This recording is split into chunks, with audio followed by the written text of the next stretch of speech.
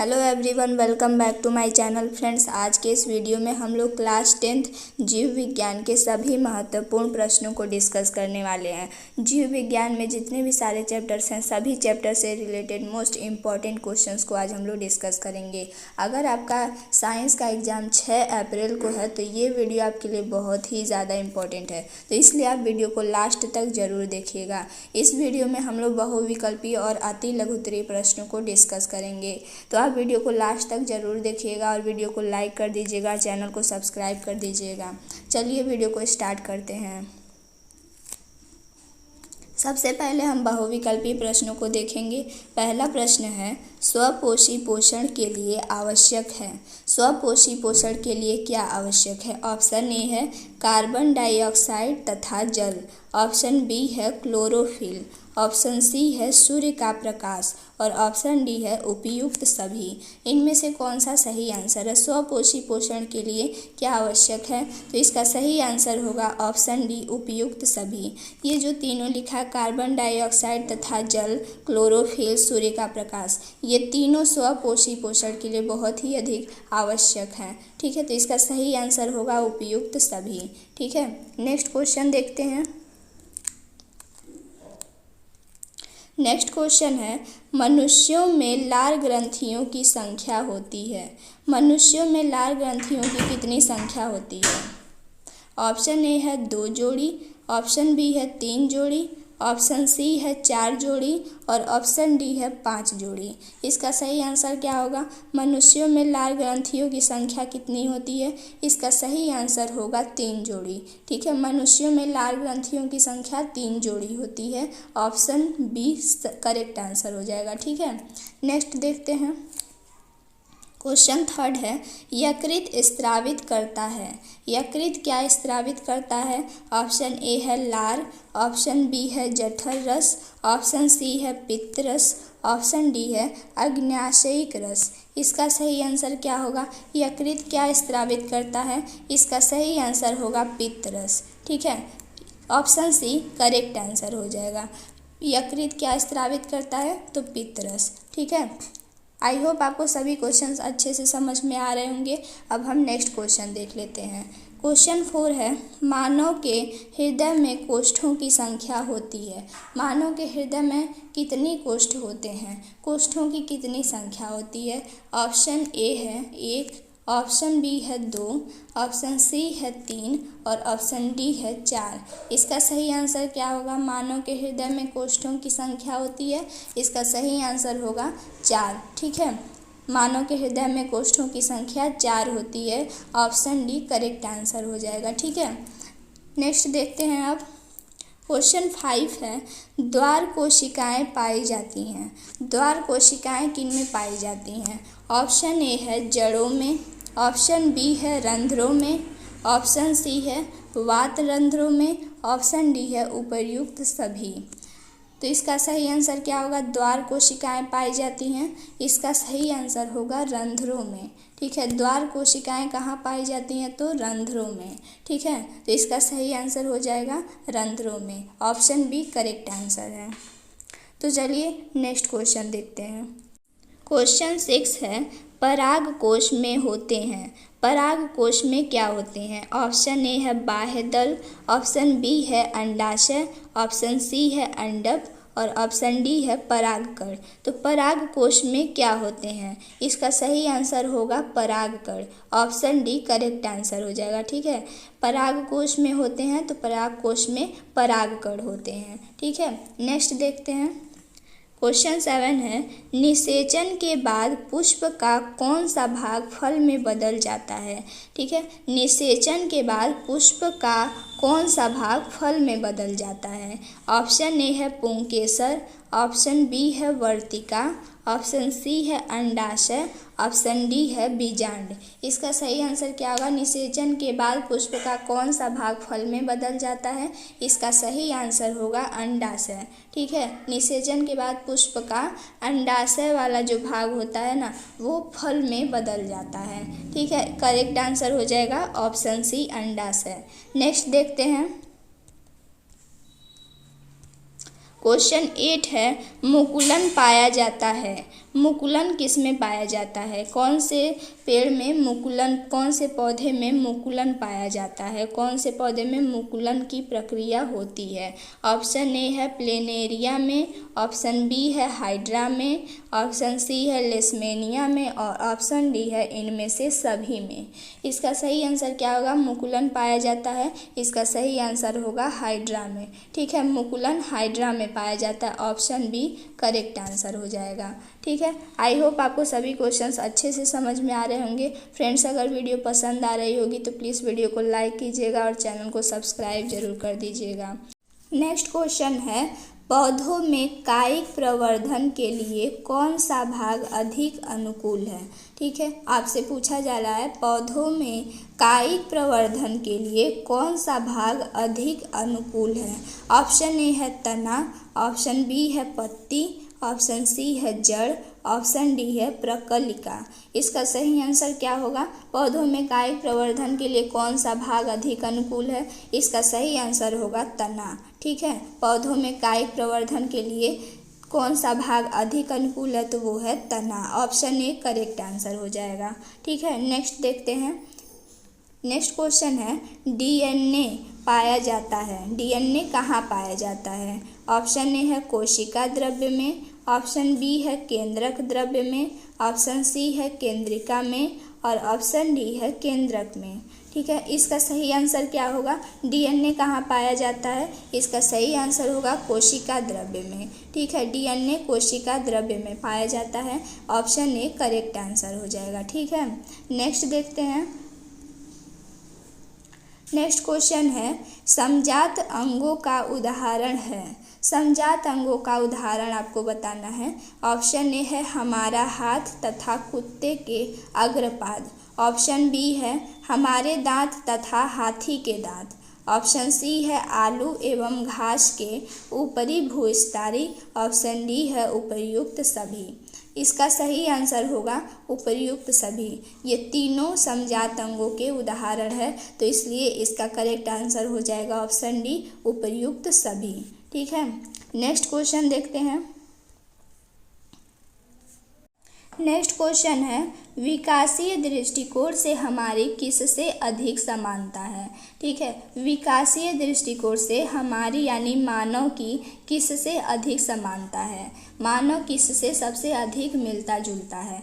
Option A है चीन के विद्यार्थी, ऑप्शन बी है चिंपैंजी, ऑप्शन सी है मकड़ी, ऑप्शन डी है जीवाणु।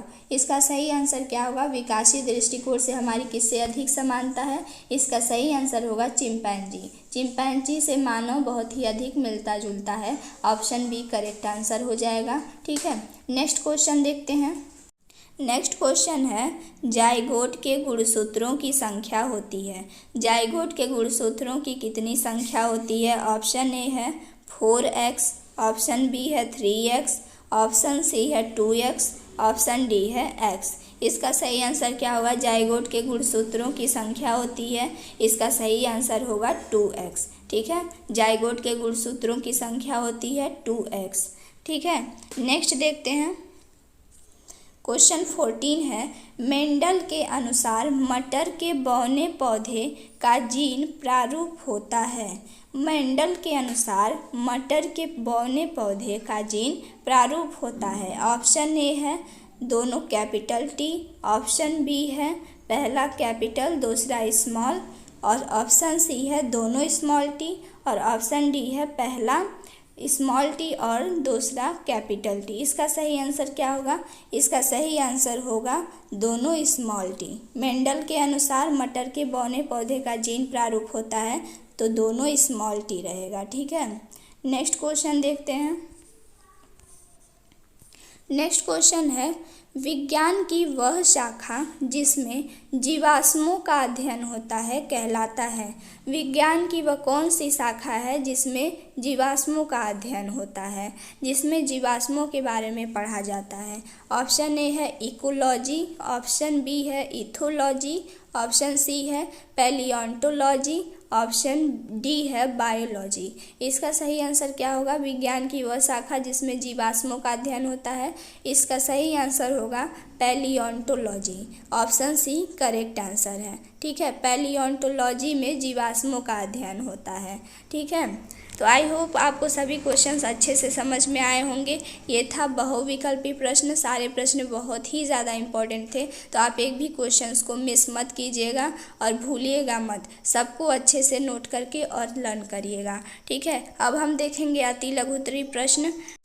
अति लघुत्तरी प्रश्न में पहला प्रश्न है, कोई वस्तु सजीव है, इसका निर्धारण करने के लिए हम किस मापदंड का उपयोग करेंगे।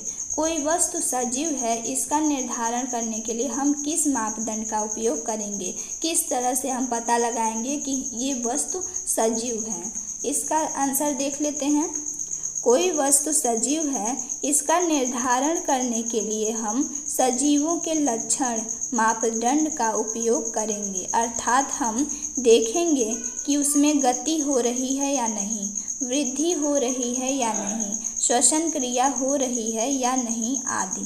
ठीक है, सजीवों के लक्षण मापदंड का उपयोग करेंगे। अब सजीवों के लक्षण मापदंड ये कौन सा मापदंड होता है, तो ये वो मापदंड होता है जिसमें हम देखते हैं कि उसमें गति हो रही है या नहीं, वृद्धि हो रही है या नहीं, श्वसन क्रिया हो रही है या नहीं। मतलब कि सजीवों के लक्षणों को देखेंगे कि सजीवों में जो लक्षण होते हैं वो इस वस्तु में वो लक्षण है या नहीं। सजीवों में जैसे कि जो सजीव होते हैं उसमें गति होती है, वृद्धि होती है, वो एक जगह से दूसरे जगह तक चल के जा सकते हैं। उनमें श्वसन की क्रिया होती है, वो सांस लेते हैं। ठीक है, तो यही सारी मापदंड को हम, यही सारे लक्षणों को हम देखेंगे। अगर उस वस्तु में अगर ये सारी चीज़ें हो रही होंगी तो वस्तु सजीव है, और नहीं हो रही होंगी तो वस्तु निर्जीव है। ठीक है, तो ये हो गया पहले का आंसर। सेकेंड क्वेश्चन देखते हैं। सेकेंड क्वेश्चन है, स्वपोषी पोषण के लिए आवश्यक परिस्थितियाँ कौन सी हैं। स्वपोषी पोषण के लिए आवश्यक परिस्थितियाँ आपको बतानी है। इसका आंसर देख लेते हैं। और उसके उपोत्पाद क्या हैं। ठीक है, स्वपोषी पोषण के लिए आवश्यक परिस्थितियाँ बतानी है और उसके उपोत्पाद क्या हैं ये भी आपको बताना है। इसका आंसर है, स्वपोषी पोषण के लिए सूर्य का प्रकाश, क्लोरोफिल, कार्बन डाइऑक्साइड, जल आदि परिस्थितियों का होना आवश्यक है। इसके उपोत्पाद ऑक्सीजन, हाइड्रोजन तथा कार्बोहाइड्रेट होते हैं। ठीक है, स्वपोषी पोषण के लिए आवश्यक परिस्थितियाँ कौन सी हैं, तो उसके लिए आंसर होगा सूर्य का प्रकाश, क्लोरोफिल, कार्बन डाइऑक्साइड तथा जल। ठीक है, और इसके उपोत्पाद क्या हैं, तो इसके लिए ऑक्सीजन, हाइड्रोजन तथा कार्बोहाइड्रेट। ठीक है, इसके उपोत्पाद होते हैं ऑक्सीजन, हाइड्रोजन और कार्बोहाइड्रेट। आई होप आपको ये क्वेश्चन का आंसर अच्छे से समझ में आ गया होगा। अब हम देखते हैं नेक्स्ट क्वेश्चन। नेक्स्ट क्वेश्चन है, हमारे आमाशय में यानी पाचन में। ठीक है, आमाशय को पाचन भी कहा जाता है। आमाशय में अम्ल की क्या भूमिका है। हमारे आमाशय में अम्ल की क्या भूमिका है, अम्ल का क्या कार्य है, ये आपको बताना है। इसका आंसर है, हमारे आमाशय में उपस्थित हाइड्रोक्लोरिक अम्ल एक अम्लीय माध्यम तैयार करता है जो पेप्सिन एंजाइम की क्रिया में सहायक होता है। यह भोजन में उपस्थित कीटाणुओं को भी नष्ट करता है। ठीक है, हाइड्रोक्लोरिक अम्ल, हमारे आमाशय में हाइड्रोक्लोरिक अम्ल उपस्थित होता है जो एक अम्लीय माध्यम तैयार करता है जो पेप्सिन एंजाइम की क्रिया में सहायक होता है। और ये जो हाइड्रोक्लोरिक अम्ल होता है ये भोजन में उपस्थित कीटाणुओं को भी नष्ट करता है। ठीक है, तो आई होप आपको अच्छे से समझ में आ गया होगा। अब हम देखते हैं नेक्स्ट क्वेश्चन। नेक्स्ट क्वेश्चन है, श्वसन को परिभाषित कीजिए। श्वसन की परिभाषा आपको लिखनी है। ठीक है, श्वसन को परिभाषित कीजिए। इसका आंसर देख लेते हैं। श्वसन वह क्रिया है जिसमें कोशिका के अंदर कार्बनिक यौगिकों प्रायः ग्लूकोज का ऑक्सीकरण होता है। इस क्रिया में कार्बन डाइऑक्साइड तथा ऊर्जा उत्पन्न होती है। इस ऊर्जा को एक विशेष एटीपी अणुओं में विभवीय ऊर्जा के रूप में संचित किया जाता है। ठीक है, ये है श्वसन की परिभाषा। ठीक है, ध्यान से सुनिएगा। श्वसन वह क्रिया है जिसमें कोशिका के अंदर कार्बनिक यौगिकों प्रायः ग्लूकोज का ऑक्सीकरण होता है।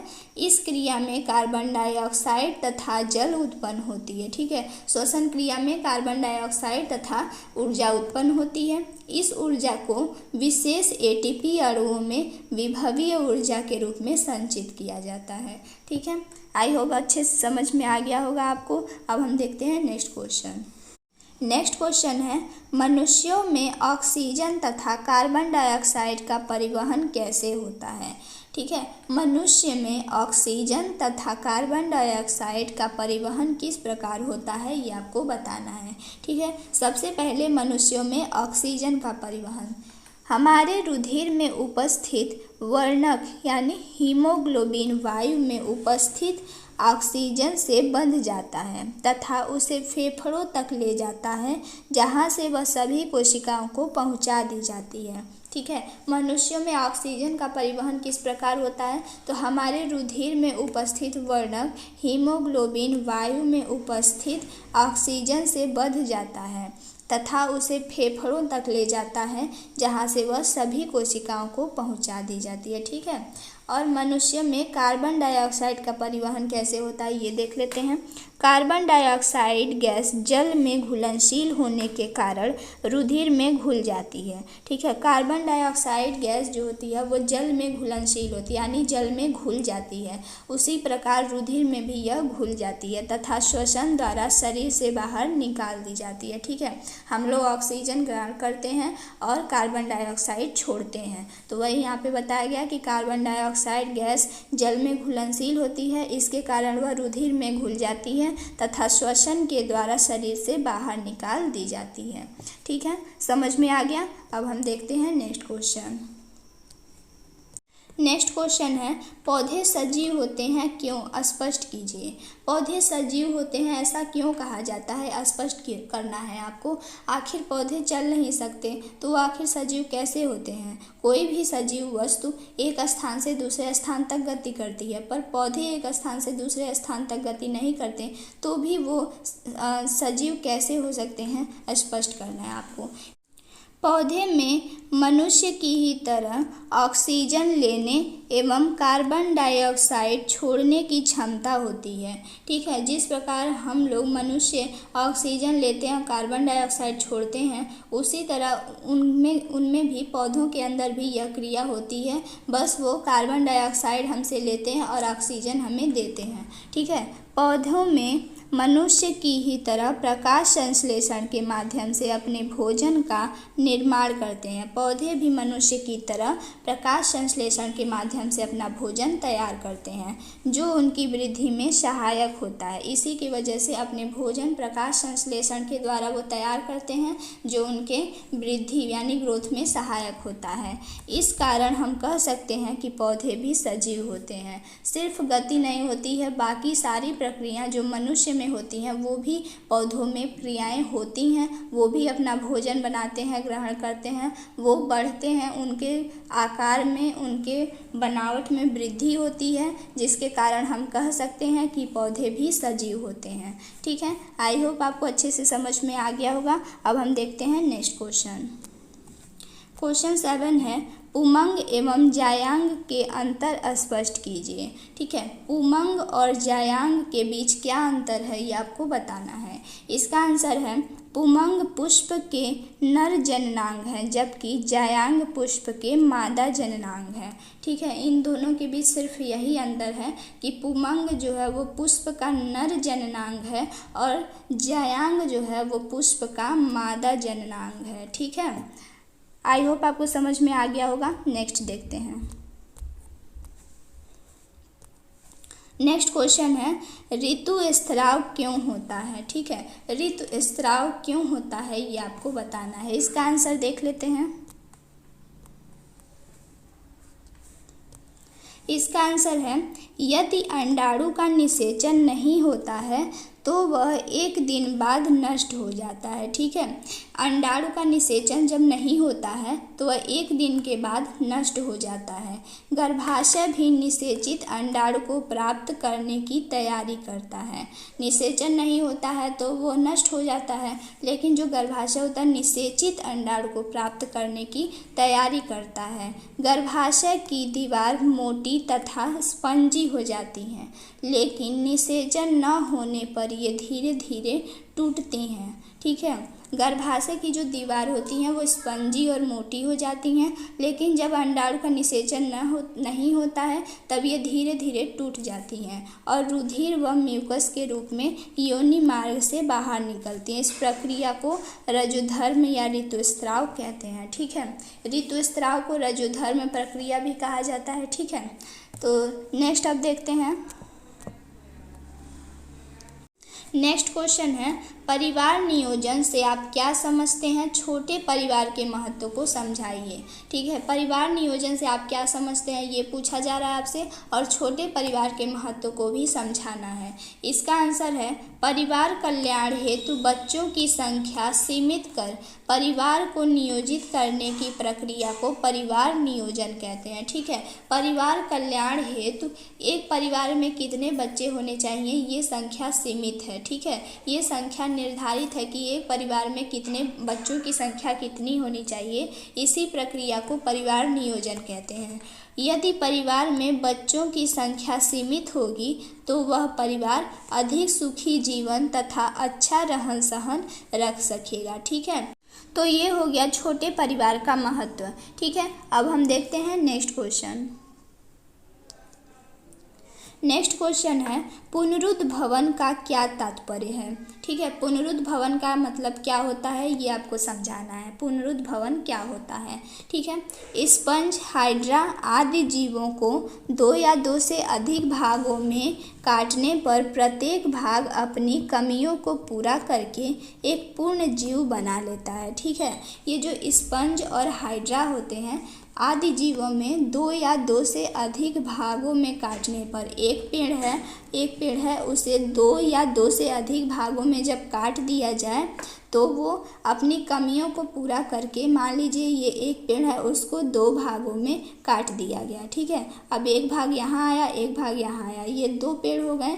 अब ये दोनों पेड़ों में जो इसमें कमी रहेगी वो और जो इसमें कमी रहेगी वो अपनी कमियों को पूरा करके एक पूर्ण पौधा बन जाता है। ठीक है, एक पूर्ण पौधा बना लेता है। इसी प्रकार केंचुआ, सितारा मछली आदि भी शरीर का अधिकांश भाग दोबारा बना लेते हैं। जो केंचुआ होता है या जो सितारा मछली होती है वो अगर उसका शरीर का कोई भी भाग कट जाए तो वो दोबारा अपनी ज़रूरतों को पूरा करके दोबारा अपना शरीर बना लेते हैं। ठीक है, पुनरुद्ध भवन के गुण के कारण हाइड्रा की 1 से अधिक जातियों के कटे हुए शरीर आपस में जोड़े जा सकते हैं। इस प्रक्रिया को रोपण कहते हैं। ठीक है, इसी प्रक्रिया को रोपण पुनरुद्ध भवन कहते हैं। ठीक है, आई होप आपको सभी क्वेश्चंस अच्छे से समझ में आ गए होंगे। तो फ्रेंड्स, ये था जीव विज्ञान का महत्वपूर्ण बहुविकल्पी और अतिलघुत्तरीय प्रश्न। सारे प्रश्न बहुत ही ज़्यादा इम्पोर्टेंट थे, तो आप एक भी प्रश्नों को मिस मत कीजिएगा, सभी प्रश्नों को लर्न करिएगा। ठीक है, अगर वीडियो पसंद आई हो तो प्लीज़ वीडियो को लाइक कर दीजिएगा, चैनल को सब्सक्राइब कर दीजिएगा। फिर मिलेंगे नेक्स्ट वीडियो में। Thanks for watching.